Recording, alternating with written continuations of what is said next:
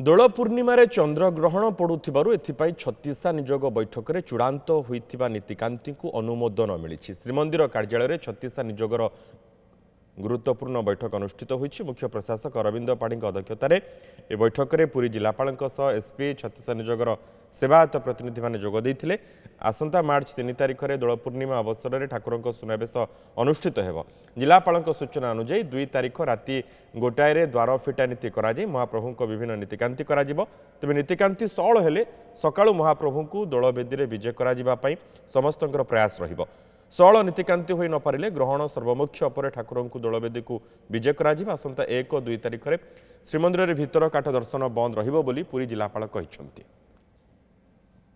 3 तारिख दिन आमर सकाल 6टा बजे 8टा मिनिट रे पाकत्याग हबार समय बेली अच्छी एवं ग्रहण स्पर्श 3टा बजे 20 मिनिट रे हब एवं संध्या 6टा बजे 47 मिनिट रे ग्रहण सर। तो आमर जहाँ भी आमर नीति होती यही समय को लेकिन आमर रखाई। यह छड़ा आमर राजाधिराज बेश जो आमर अच्छी सेटा संध्या प्राय 8टारू 9:30 भितर हम जेहेतु ग्रहण आमर रोचे से आमर संध्या बेलू बेसर आज्ञा। चंद्रशेखर पात्र रही आम पुरी प्रतिनिधि सूचना सहित। चंद्रशेखर ए नीतिकांति को नहीं सेवायत कौन कहते केमिति हेबो सब कार्य? श्रीमंदिर कार्यालय आज छत्तीसा निजोग सहित नीति सब कमिटर जुग्म बैठक अनुष्ठित होता। श्रीमंदिर मुख्य प्रशासक अरविंद पाढ़ी यह बैठक को अध्यक्षता करते। तेज आसंता मार्च 3 तारिख जेहेतु दोल पूर्णिमा पड़ी 2 तारिख में मेढ़ा पड़ी नीति रही श्रीमंदिर ए वर्ष स्वतंत्र नीतिकांति अनुष्ठित होता है।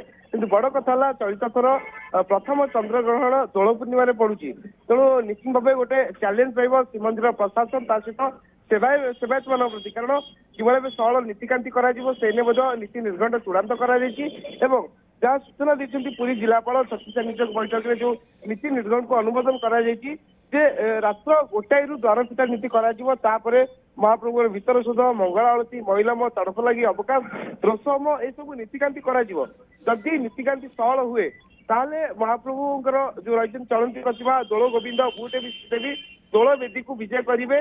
जदि नीतिकांति सअल नहला जो ग्रहण सर्वमुख्य हम से समय महाप्रभुଙ୍କର दोल विजय करेंगे महाप्रभु।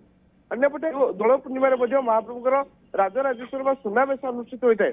तेणु से नीति निर्घंट चूड़ांत करेतु ग्रहण स्पर्श कर समय से समय नीति गुड़िक आरंभ हम सकाल 6टा 8 जेहेतु पाकत्याग रही तेणु देवनीति निषेध रही समय 6टा 8 पर्यंत से नीतिकांति नीतिकांति अंडपटे आम जमी कहते सुनावेश कथा राति 8टारू 9:30 मध्य सुनावेश रखा महाप्रभुଙ୍କର बेश को दर्शन करने अपेक्षित रही था जेहेतु ग्रहण लगुच तेणु ग्रहण अवसर में महाप्रभुଙ୍କର जो सर्वमुख्य हम तापर ग्रहण महास्नान कर सहित स्वतंत्र ये सब नीतिकांति सरिया पर महाप्रभु सुनावेश अनुष्ठित हो। तेणु सेवायत मैंने केमती सुरुखुरी भाव नीतिकांति करेंगे से श्रीमंदिर प्रशासन पक्ष अनुरोध कर समस्त मध्य केमती उत्तम समन्वय रही मुख्य प्रशासक समस्त निवेदन कर। बहुत बहुत धन्यवाद चंद्रशेखर समस्त सूचना।